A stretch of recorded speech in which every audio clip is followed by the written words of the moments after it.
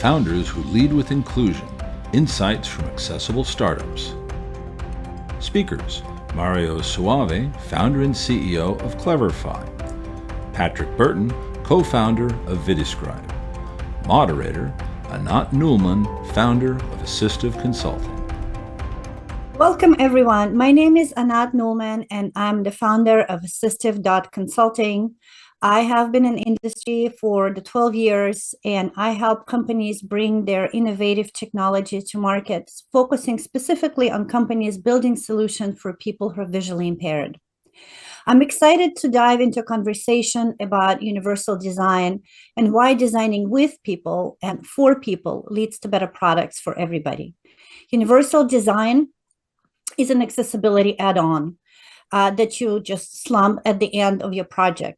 It is something that you include from the beginning. It is the mindset from start. When you build with diverse users in mind, you uncover solutions that are simpler, more intuitive, and more usable for all of us. Today, we'll explore how this approach drives innovation, expands markets, and creates products that work for real people in real environments. But before we start, let us introduce our panelists. Mario, go ahead. Hello, everyone. My name is Mario Suave, and I'm the founder of CleverFi. And I created a solution that allows you to teleport your home Wi-Fi anywhere you go, so that we can remove barriers for when you have to access the Wi-Fi, when you have to connect your devices. Patrick? Very cool. Yes, hello, my name is Patrick Burton. You may know me from BenVision or the co-creator of Speakaboo, but today I am representing ViddyScribe. I'm the CEO and co-founder of ViddyScribe, which is a platform that allows folks to add audio description to their videos in minutes and in a single click. Thank you very much. I'm happy to have this exciting conversation with you. So give us a quick snapshot of your product and maybe one feature that shows universal design in action and who it helps and why. Well, maybe I'll start.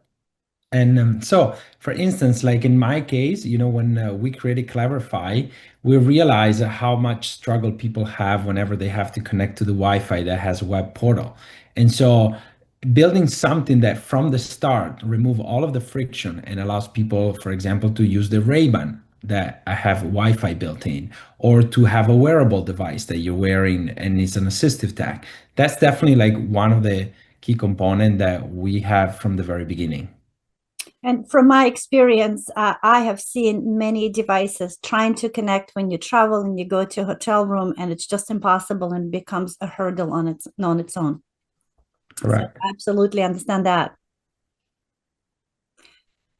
And then, yeah, for me, ViddyScribe is a platform that makes audio description very easy, makes it very fast, and it makes it scalable.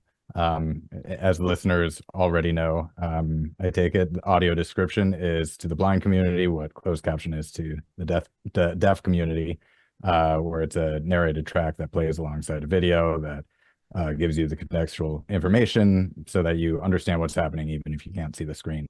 And while it was born out of my own pain point as a video professional trying to add audio descriptions to my works manually, it was also built out of the perspective of my following careers, rooted in serving the blind community. And one common theme across products for blind people is addressing the problem of cognitive load. It so happens that my design aesthetic is minimalist. That's how I approach design for all of my products, is from a minimalist standpoint. In that way, we incorporate universal design into our products from the very start. Yeah. And so that kind of goes into my next question, Patrick, specifically for you. So what made you design specifically for people who are visually impaired from the beginning?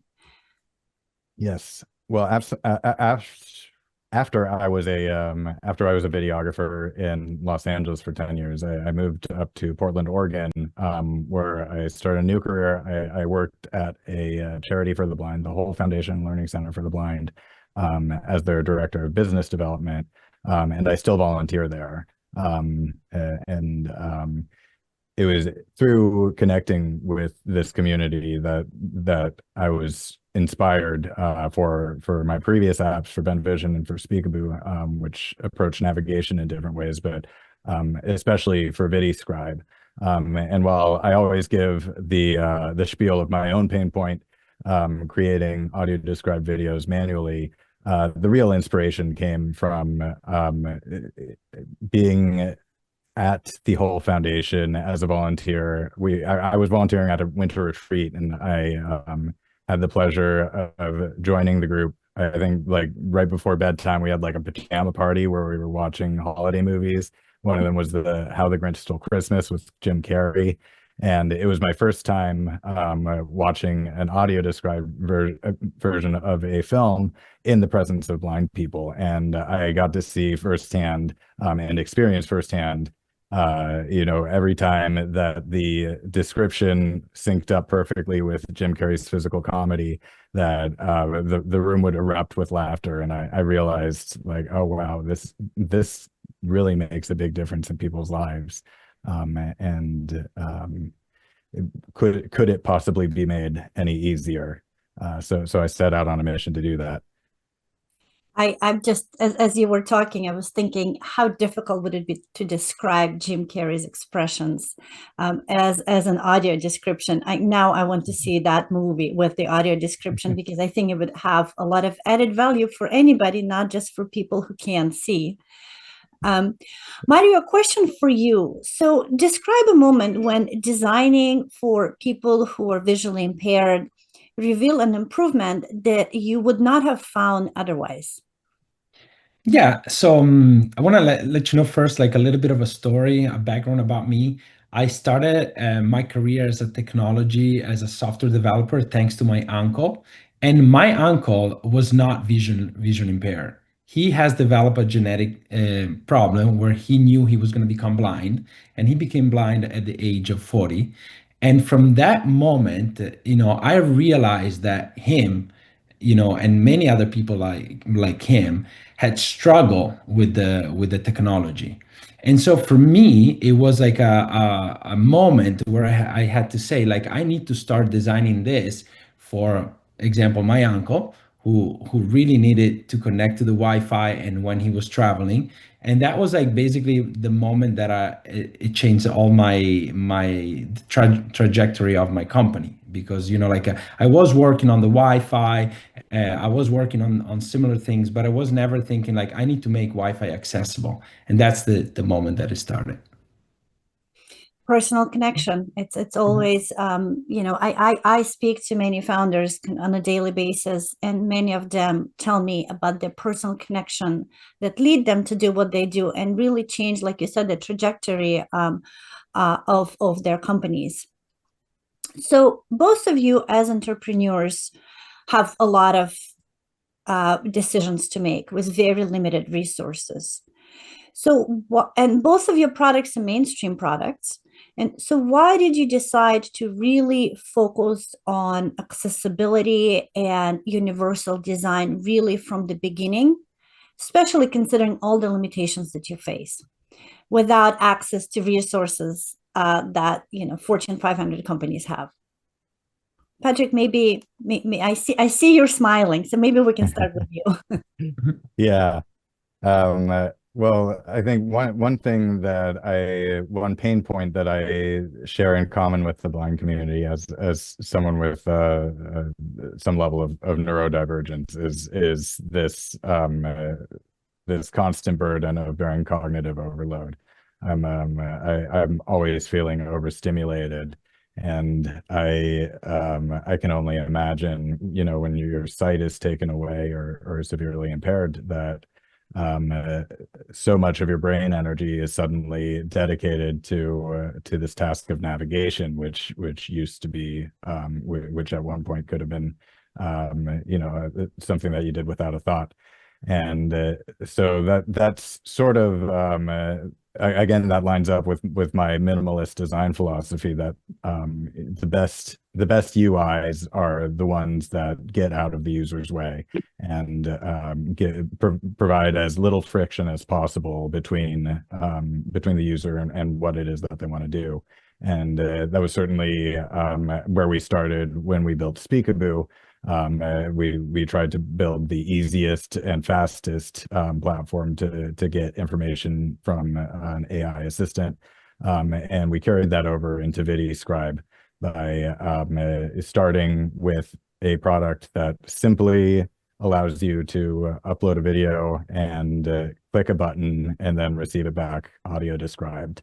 We're in an age where technology can arguably think for itself and anticipate what the user wants to do, and so we're trying to lean on that and use it to remove as many barriers as possible between the user and what they're trying to do.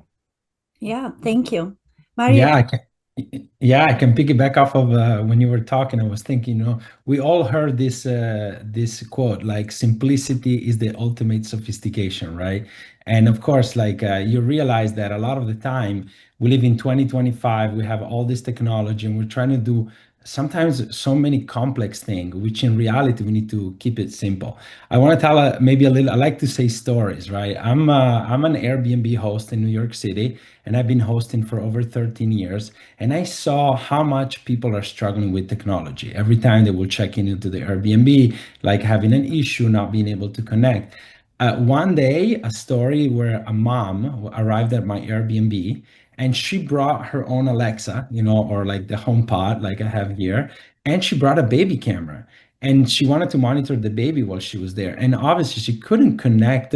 She wasn't able to get it connected immediately. So she called me. I had to help her out. So like when answering this question is like, if we're really building something that is super simple to use from the very beginning, where like a mom can just check into an Airbnb and plug her camera, plug the Alexa and everything work, like that's the design choices that we have to make as an entrepreneur. Like it's really the most important part of our company is to create product that are get loved.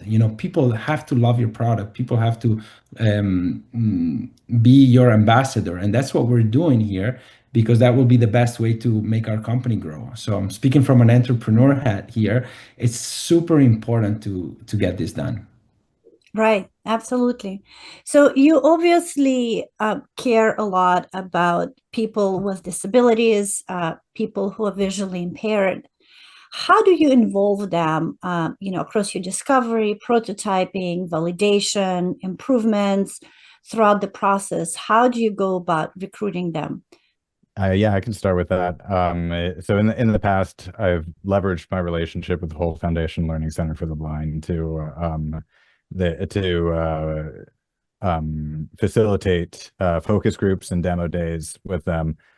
So they already, the way they're set up is they run retreats where they invite blind folks from across the US to come stay at their beautiful campus, 23-acre campus at the foot of Mount Hood, and for various activities or adventures.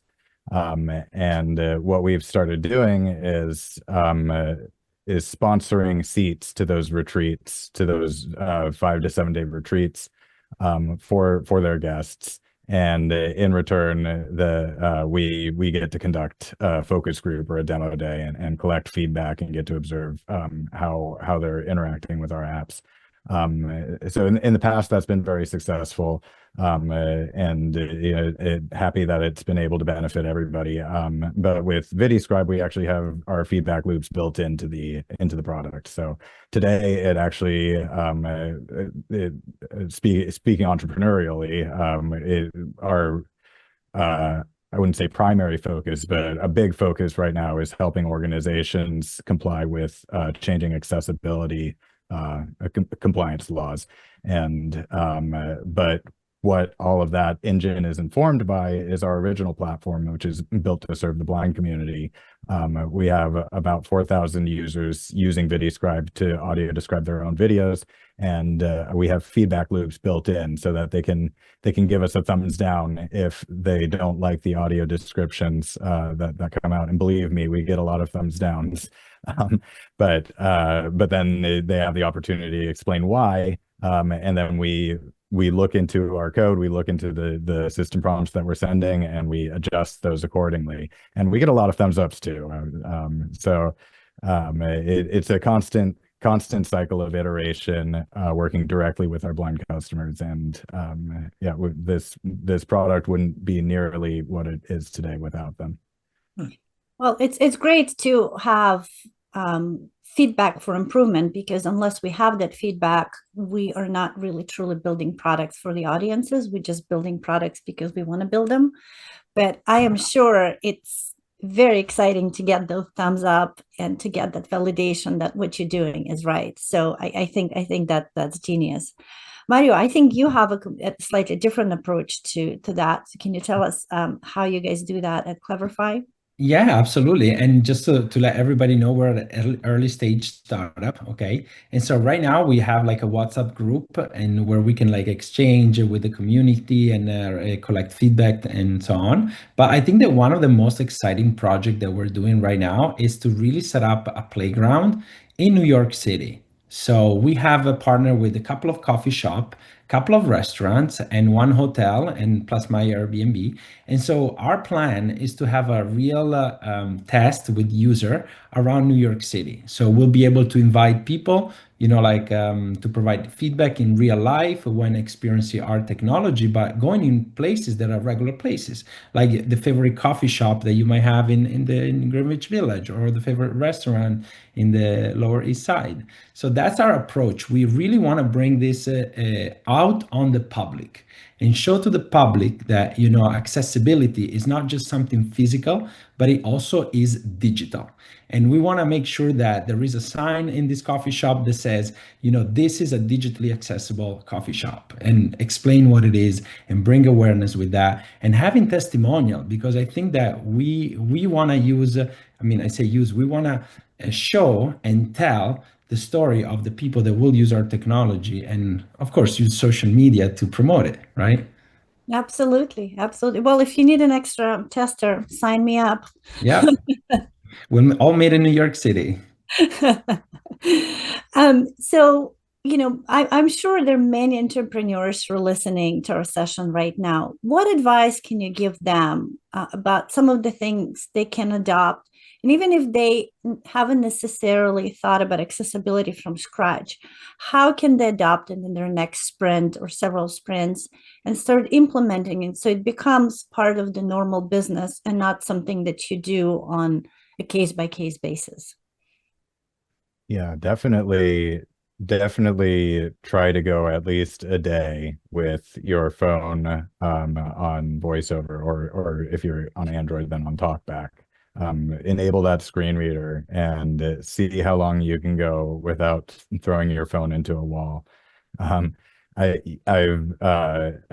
has been a great exercise for me, because even as a person with sight, it can get really frustrating to navigate menus, and especially to find websites or other apps that are not designed, that have clearly not been checked with a screen reader. And you're trying every which gesture that you can think of to get to the menu item you're trying to get to, and then there's not even this congruency. That famous double tap gesture doesn't always activate the same way in every app. So definitely turn on VoiceOver for one day, even after going through the onboarding tutorials. Like, talk about cognitive load. There's just it's like learning an entirely new language, and it's really reframed the way that I approach how I design my apps and how I design my websites. So that's one thing that I think is like an absolute must. That's a great advice. Mario, do you have anything to add to that? Yeah, so for me, it's like I'm a big fan of video, Patrick, just so that you know. And so for us, it's really like going out there and have some of our team to record what is happening. So we love the observability kind of things. I do have my Ray-Ban that records video. So whenever I'm with someone, I'm say, can I please record? I ask authorization, and then we share that video with the entire team from the very beginning, so that not only it sounds like the team is working to build just like an accessible thing, but they feel that they're doing something for someone. And that, I think, inside the company, having also a mission that is for the whole team. I see them always wanted to work and always keep like inclusive design in their thinking. So for us, observability, shadowing, that's what we use the most. And of course, sharing video as much as possible, because those video really include every little detail that happens during those sessions, during those product tests. And, you can be possibly put it on an email, or it's not the same thing. Great, great. Well, that's very interesting. So now I want to ask a question that's really, in all of our minds. So we do the right thing. We understand that it's the right thing to do, to include everybody in and make sure that our products and our solutions are accessible for everybody. But how is designing specifically for people who are blind or have low vision help your adoption rate, reduced, maybe increased satisfaction, and contributed to bottom line? Because at the end of the day, as entrepreneurs, you have to make sure that your businesses are successful from a financial standpoint. So how is this universal design and design specifically for specific audiences has contributed to your bottom line? Well, as an entrepreneur, I might start with this. I need to make money. Okay. I need to like obviously make a revenue and so on. So for us, to give you an example, we are selling our system to hotels. The hotels, they have to have a special room that are ADA compliant. So for us, it's very important to keep this as one of our target customer. It can be like the hotels, but there's also other type of location. And for them is a responsibility. For us is a revenue generating, and it's very important. Now, are we planning to make this the only revenue? Not, of course. We're tackling the whole entire hotel. In fact, maybe in the future, what we can do is once we go mainstream, we can then give back and provide the technology that we build for free for anyone with assistive technology need. But now it's super important for us.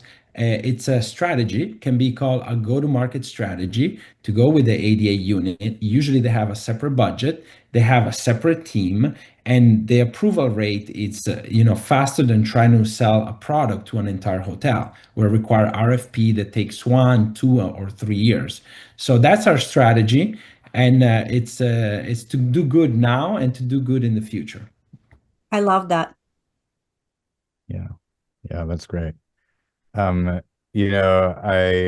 had the pleasure of joining Stephen Scott on the Double Tap podcast. Actually, just recently, I did a second appearance there, but during my first chat with them about a year ago, I was talking about how it was a really difficult decision to add a paid plan to Speakaboo, and that we really wanted to keep it free for everybody. And Steven stopped me and said, like, we're consumers too. If we like a product, then we'll pay for it. Like, we want to support the development of assistive tech that helps us. And that's really, well, that's helped me sleep at night for sure when thinking about what we're building from a business perspective. And we've implemented that into ViddyScribe by offering what we see as the average everyday use. We have a very generous free tier for all of our users, because we think it should be free. But for power users, we offer 2 upgraded subscriptions. And again, those of our blind users are really what is creating the value for the enterprise product that we built, that we're now selling to universities and municipalities, production houses that want to make their content accessible at scale. And that's kind of what keeps us ahead of the pack, is that that we have this deep intrinsic connection with the blind community, the people that are actually consuming these descriptions and whose opinion actually matters on whether it is this very subjective medium, whether it's hitting the mark or not. Because unlike closed captions, where there's one right answer, did they say this word or not? Audio descriptions are very subjective. They can be done in different styles. They can give context around different elements of a scene. So that's one thing that's really benefited us, and we've been able to lean on as a strength. But specifically, a piece of feedback we got from the blind community was that they wanted to use YouTube videos. They wanted to upload videos from YouTube directly to ViddyScribe, and that was difficult for us to do because of some restrictions that YouTube places on third-party developers using their API. But we figured out a way to do it, and we figured out a way to do it in real time. So there's real-time descriptions on YouTube, and the reason I bring this up is because it actually helped me in my life when a tail light went out on my car, and I'm not a car guy. So I wasn't just born with that knowledge of like how to fix cars and what parts to buy and stuff. So I was watching a tutorial, and I put real time on to give me audio descriptions while I was watching the video, so I wouldn't have to keep moving my head back and forth from what I was doing and the video itself. And it was actually very helpful to have audio descriptions to describe what the wire that I needed to connect to and the type of bulb that I was using. So I think that this will probably be a ubiquitous feature in the future. But I hope that we can at least play a part in spearheading that effort. Wow, this is amazing. I really feel inspired, and now I want to go and use both ViddyScribe and CleverFi for my daily life, because I think both of those would be incredibly helpful and useful to me. As we're closing our session, I wanted to ask you to complete a sentence from your personal perspective. Universal design creates better products because, Patrick. Yes, because different bodies have different needs, but we're all human, and we all want the same things. We can all agree that easier is better, at least when it comes to user experience. Easier is better, because let's face it, life is complex enough, and why should something that is built to help you feel like solving an extra puzzle? So obsessing over reducing every ounce of friction, cutting out as many steps, every microsecond from the user flow in our products, that's what creates an experience that everybody prefers regardless of ability. Beautiful. Yeah. Mario? And then for me, like something that really resonate with me is that it's super frustrating that in 2025, I said it before, we have all this technology available. There's so much technology, but unfortunately, it's not being adopted. So for me, it's like one of those things that I really want to help any other founder out there. If there's anyone else like building a company, please reach out to me. Let's all use this technology. I mean, like Patrick is one of these examples. He's using a tech, like a deep tech, behind the scene to make our world a better place. And I love that. And so, yeah, that's for me, like one of the most important thing, let's make it all universal. Let's teach other founder from the very beginning, from when they're like building their company, to do this. And maybe this is a session that will inspire other entrepreneur to start with the universal design in mind. I hope so. And I want to thank you, Anna, for inviting us. Seriously, this has been great talk. Thank you. Likewise. Well, thank you, guys. It was such a pleasure talking to you. Thank you so much to Vista Center for inviting all of us and giving us the opportunity to share our opinions, our views on universal design. And I'll say amen to making this world a better place. Thank you so much. Thank you. Pleasure. Thank you.